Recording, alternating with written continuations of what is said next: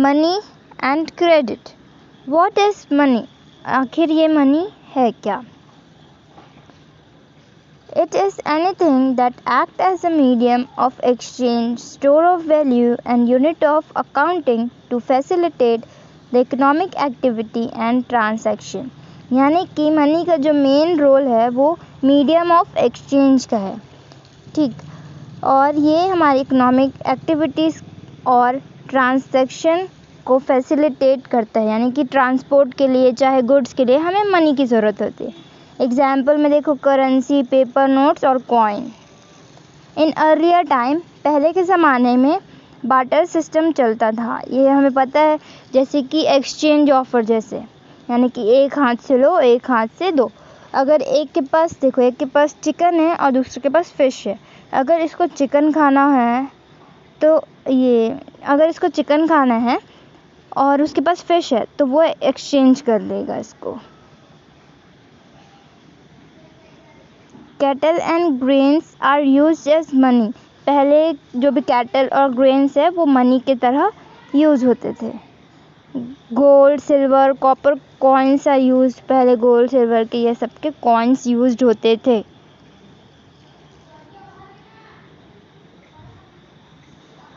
Forms of money, क्या क्या forms है देखो, हम लोग ये पहले देख चुके हैं। एंशियंट पीरियड में क्या रहता था, ग्रेन और कैटल्स को मनी की तरह इस्तेमाल किया करते थे लोग। फिर मेडाइवल पीरियड, तो उसमें metallic coins of gold, silver, copper were used as money, हम लोग पहले ही देख चुके हैं। अब देखेंगे हम लोग मॉडर्न पीरियड में क्या यूज़ हो रहा है, पेपर करेंसी और कॉइन्स। इंडियन करेंसी, देखो अभी यही वाले करेंसी यूज्ड होते हैं, ना कि सिल्वर और कॉपर कॉइन्स जैसे पहले हुआ करते थे। मनी अपोजेस बार्टर सिस्टम, जो मनी है वो बार्टर सिस्टम को अपोज करता है। अब कैसे करता है वो देखते हैं। देखो, जो बार्टर सिस्टम है वहाँ पर डबल कोइंसिडेंस होना ज़रूरी है, और यही सबसे बड़ा प्रॉब्लम बन गया था। जैसे कि मेरे को चाहिए चिकन और मेरे पास है राइस, और सामने वाले को चाहिए राइस और पर उसके पास चिकन है, तो यहाँ पर बार्टर सिस्टम पॉसिबल है, ठीक। एक्सचेंज कर लेंगे, दोनों सेटिस्फाइड हो गए। पर अगर मुझे गेहूँ चाहिए और सामने वाले के पास राइस है, ठीक, और उसको चाहिए था चिकन और मेरे पास चिकन है नहीं, तो यहाँ पर डबल कोइंसिडेंस नहीं बन रहा है, तो यहाँ पर बार्टर सिस्टम नहीं बन पाएगा, ठीक है। Money eliminates the double coincidence bonds, ये जो मनी है वो डबल कोइंसिडेंस बॉन्ड्स को एलिमिनेट कर देता है। वहाँ पर अगर पैसा हो जाए तो सब खरीद सकते हैं। Money as the medium of exchange, अब हम देखते हैं ये कैसे एक्सचेंज का मीडियम है।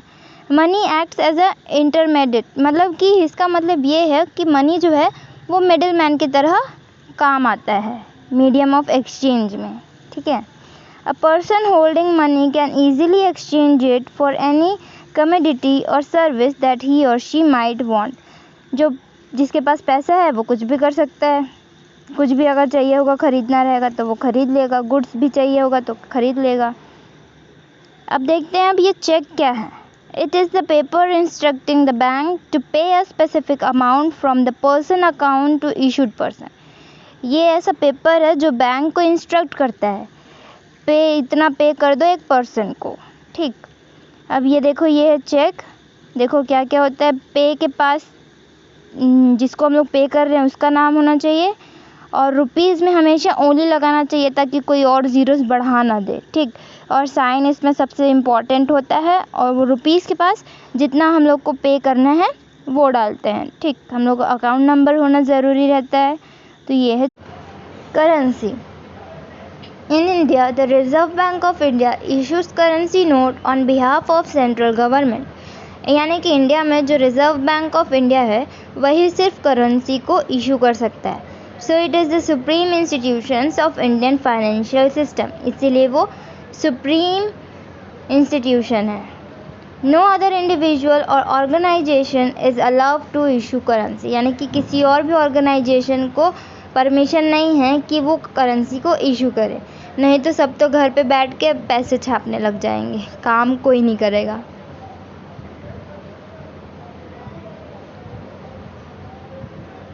The rupee is widely accepted as a medium of exchange in India.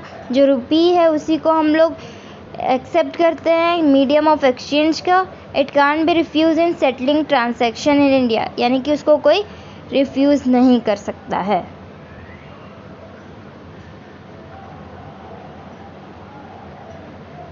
Loan activities of banks, क्या क्या एक्टिविटीज़ है देखते हैं। Accept deposit from the people, यानी कि लोगों से डिपॉजिट लेंगे। Render loans to the needy, render यानी कि देते हैं, उधार देते हैं जिन लोग को, ज़रूरतमंद लोगों को।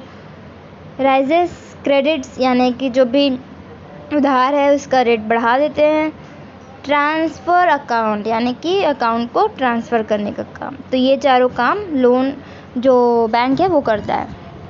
A person who deposit the amount in the bank account is called depositor, यानी कि जो डिपॉजिट करेगा वो डिपॉजिटर कहलाएगा।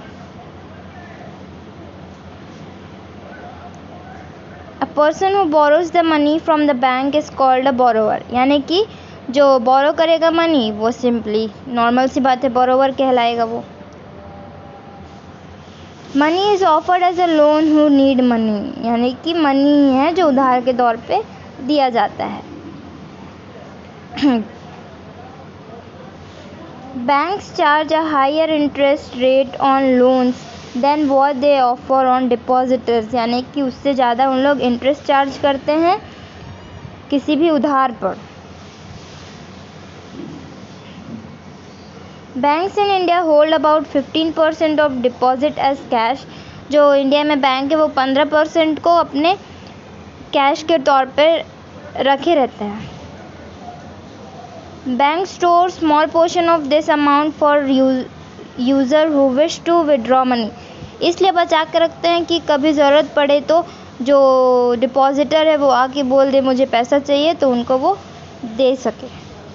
The difference between what is charge from borrower and what is paid to depositor is their main source of income, यानी कि जो भी चार्ज उन लोग लगाते हैं डिफरेंस जो होता है वही डिफरेंस उन लोग का सोर्स ऑफ इनकम है।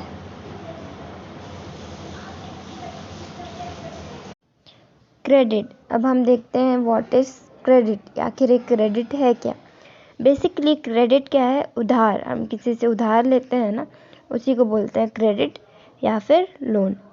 Credit refer to an agreement in which the lender supplies the borrower with money, goods और services in return for the promise of future payment, यानी कि क्रेडिट ऐसा एग्रीमेंट है जिसमें जो उधार देते हैं बोरोवर को किस किस फॉर्म में, या तो वो मनी के फॉर्म में होगा या गुड्स या सर्विस, और वो रिटर्न में प्रॉमिस मांगता है कि फ्यूचर में उसका पेमेंट होना चाहिए। Credit will be a boon to a borrower if the interest rate is very low and if he is able to pay the interest on time, यानी कि जो क्रेडिट है वो वरदान के समान हो सकता है अगर जो बोरोवर है वो उसके जो क्रेडिट में लो इंटरेस्ट हो तब, और वो टाइम पे कर दे तब वो उसके लिए वरदान साबित होता है। In this situation credit helps to increase earning and therefore the person is better off than before, अब इसको अर्निंग्स और ज़्यादा मिलते हैं और वो पहले से भी और बेटर हो जाता है। ठीक है। In different situation, if a borrower is not able to pay back the loan because of high rate of interest or an unaccepted situation like crop failure, credit pushes the person into a debit trap and recovery from this situation is difficult. अब दूसरा situation ये है कि जो borrower है वो अगर loans को टाइम पे नहीं कर पाएगा तो क्या होगा, और हाई रेट है इसीलिए वो पे नहीं कर पा रहा है बेचारा, क्योंकि ये कुछ अनएक्सेप्टेड सिचुएशंस आ गए हैं, जैसे कि क्रॉप फेलियर आ गया है, सारे उसके क्रॉप्स मर गए, तो जो उसका क्रेडिट है वो उसको और पुश करता है डेबिट ट्रैप में, ठीक, जो कि बहुत मुश्किल हो जाता है, यानी कि कर्ज में। To repay the loan he has to sell a portion of the land of other property. In this situation the person is clearly much more off than before, अब उसको रिपे करने के लिए उसको अपना ज़मीन या फिर कुछ भी प्रॉपर्टी बेचना पड़ जाता है और पहले से भी सिचुएशन ख़राब हो जाती है। देखते हैं डेबिट ट्रैप क्या है? It is a situation in which person is caught in the विस्कीसियस साइकिल ऑफ डेबिट, यानी कि वही कर्ज में डूब जाता है पूरा. He she takes loan for meeting his her requirements and on being unable to pay back the loan takes a fresh loan to repay old one. अब वो कैसे भी पे नहीं कर पा रहा रहता है लोन को, तो वो क्या करता है, वो किसी और से लोन लेके वो पुराना वाला लोन चुकता कर देता है. This leaves him in debit all through his life, यानी कि वो जिंदगी भर कर्ज में डूबा रहता है. कोलैटरल, सिंपल मतलब है कोलैटरल यानी कि जो गिरवी रखते हैं उस चीज़ को बोलते हैं. It is an asset owned by the borrower such as land, building, vehicle, livestock etcetera which is kept with the bank as a guarant against the loan until the loan is repaid. यानी कि वो guarantee के तौर पे रहते हैं, अगर पैसा नहीं दिया तो वो उसको बेच देगा. In this case of failure in repaying the loan, the bank would have the right to sell the collateral to recover the loan amount. देखो बोली थी ना, अगर लोन को टाइम पे नहीं की है, रीपे नहीं करेंगे, तो वो जो भी गिरवी रखे हैं उसको वो बेच देगा और उससे अपना पैसा निकाल लेगा वो. ठीक है, इसीलिए सोच समझ के लेना चाहिए लोन बैंक से. Terms of credit. अब हम टर्म्स ऑफ क्रेडिट देखेंगे. कोलैटरल एक सिक्योरिटी की तरह है बैंक के लिए. An asset that the borrower owns such as buildings, vehicles, land etcetera and uses is this a guarantee to a lender until the loan is repaid. हम लोग जानते हैं कोलैटरल यानी कि जो भी गिरवी रखते हैं वो. Interest rate. Formal sector demands less rate of interest as compare to informal sector. At present they demand 8 to 12 interest rate. ठीक है, जो फॉर्मल सेक्टर है और इनफॉर्मल सेक्टर उसको हम लोग आगे और डिटेल में देखेंगे उसके बारे में. और देखो क्या नीडेड रहता है, डॉक्यूमेंटेशन ज़रूरी रहता है बैंक के लिए. ठीक है. Mode of repayment. क्या मोड है? The borrower should pay back the interest and the principal amount weekly or monthly by cash or cheque as decided at the time of making agreement. जब agreement बनाते हैं तभी ये decide हो जाना चाहिए कि वो वीकली पेमेंट करेंगे या मंथली. Loans from cooperative. अब ये कोऑपरेटिव क्या है? Cooperative societies are small scale organization form by people themselves, यानी कि स्मॉल स्केल ऑर्गेनाइजेशन रहता है जो लोगों के द्वारा बनाया जाता है. The number of cooperative pool their resources in the account of the cooperative and then extend loan to those in need, यानी कि सब पैसे इकट्ठा करते हैं फिर जिनको चाहिए. Cooperatives also take loan from banks, यानी कि जो कोऑपरेटिव्स होते हैं ऐसा नहीं है कि उन लोग लोन्स नहीं लेते, उन लोग भी लोन्स लेते हैं बैंक से. There are several types of cooperatives such as krishak cooperative, weaver cooperatives, industrial cooperative. ठीक है, बहुत सारे टाइप के कोऑपरेटिव्स होते हैं. जैसे वीवर, इसके लिए वीवर कोऑपरेटिव हो गया. Formal and informal credit.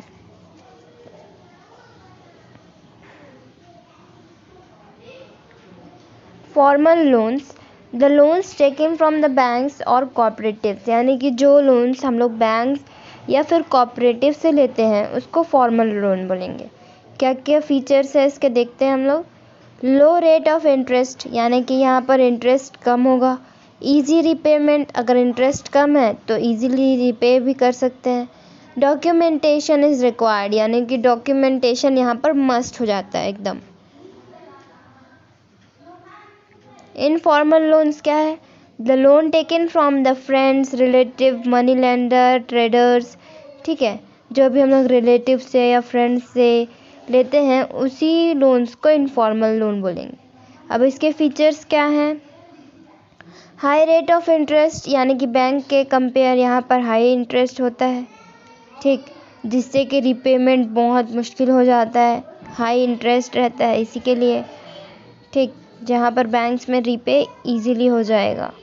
Documentation is not required, यानी कि यहाँ पर डॉक्यूमेंटेशन नहीं लगता है, इसी के ज़्यादातर लोग यहीं से अपने फ्रेंड्स या रिलेटिव से ले लेते हैं. Formal loans. The Reserve Bank of India supervises the functioning of formal source of loans. यानी कि जो RBI है वही ये सबको सुपरवाइज करता है, सारे फॉर्मल सोर्स ऑफ लोन्स को, ठीक है। Banks have to submit information to RBI on how much they are lending to whom at what interest rate. यानी कि सारा इन्फॉर्मेशन RBI को सबमिट करना पड़ता है बैंक वाले लोग को कि वो कितना इंटरेस्ट चार्ज कर रहे हैं, ठीक है। तो इससे the formal sector meets only about the half of the total credit needs of rural people. यानी कि वो सिर्फ हाफ नीड्स को ही पूरा कर पाता है रूरल एरिया में। The remaining credit needs are met from informal sources. यानी कि जितने बाकी बचते हैं वो सारे इनफॉर्मल सोर्स से मेट होते हैं। It is important that the formal credit is distributed more equally so that the people can benefit from the cheaper loan. यानी कि उसके बारे में उन सबको बताना चाहिए ताकि सब उसका फ़ायदा उठा सकें चीपर लोन्स लेके। अब देखते हैं informal loans. There is no organization which supervises the credit activity of lender in the informal sector. यानी कि यहाँ पर कोई भी ऐसा ऑर्गेनाइजेशन नहीं होता जैसे बैंक्स में होता था, RBI सबको इंस्ट्रक्ट और सुपरवाइज करता था, वैसे यहाँ पर ऐसा कुछ नहीं होता है। There is no one to stop them from using unfair means to get their money back. यानी कि इनको कोई स्टॉप नहीं कर सकता कुछ भी अनफेयर ट्रिक्स अपनाने से, मनी निकालने से। Self help groups of the poor. अब ये क्या है self help group? Poor households are still dependent on informal sources of credit because of the following reasons. ठीक, अब देखते हैं क्या क्या रीजंस हैं जिसकी वजह से वो डिपेंडेंट है इनफॉर्मल पे। Banks are not present everywhere in rural area. ठीक है, हर जगह बैंक्स प्रेजेंट नहीं है रूरल एरिया पे। Even if banks are present, getting a loan from a bank is much more difficult as it requires proper documentation and collateral. अगर bank present भी है फिर भी उनके लिए ये डिफ़िकल्ट है क्योंकि बैंक्स को डॉक्यूमेंटेशन चाहिए। To overcome these problems people created self help groups. अब यही प्रॉब्लम को ओवरकम करने के लिए जो लोग हैं वो सेल्फ हेल्प ग्रुप बनाए। Self help groups are small group of people which promote small saving among their member. यानी कि उन लोग सेविंग्स करते हैं, ठीक है, थोड़े थोड़े सेविंग्स करके बचाते हैं। A typical CHG has 15 to 20 members, usually belonging to one neighborhood, who meet and save regularly. यानी कि एक ग्रुप में 15 से 20 लोग रह सकते हैं जो आसपास में रहते हों, ठीक, और जो सेविंग्स करते हों। अब इसका एडवांटेजेस क्या क्या हो सकता है? It helps borrower to overcome the problem of lack of collateral. यानी कि यहाँ पर कोलैटरल की ज़रूरत नहीं पड़ती है, ठीक है, गिरवी नहीं रखना पड़ता है। People can get timely loan for a variety of purpose and at a reasonable interest rate. यानी कि लोगों को टाइमली लोन्स मिल जाता है कुछ भी पर्पस है तो, और वो रीजनेबल इंटरेस्ट पे रहता है, ठीक। CHGs are the building blocks of organization of the rural area. ये बिल्डिंग ब्लॉक्स की तरह काम करते हैं रूरल एरिया में।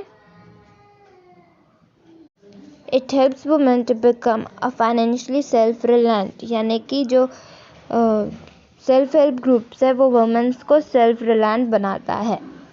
The regular meeting of the group provide a platform to discuss and act on a variety of social issues such as health, domestic violence etcetera. यानी कि जो रेगुलर मीटिंग्स है वही उन लोग को एक प्लेटफॉर्म देता है डिस्कस करने के लिए और एक्ट करने के लिए सोशल इश्यूज़ पर, जैसे कि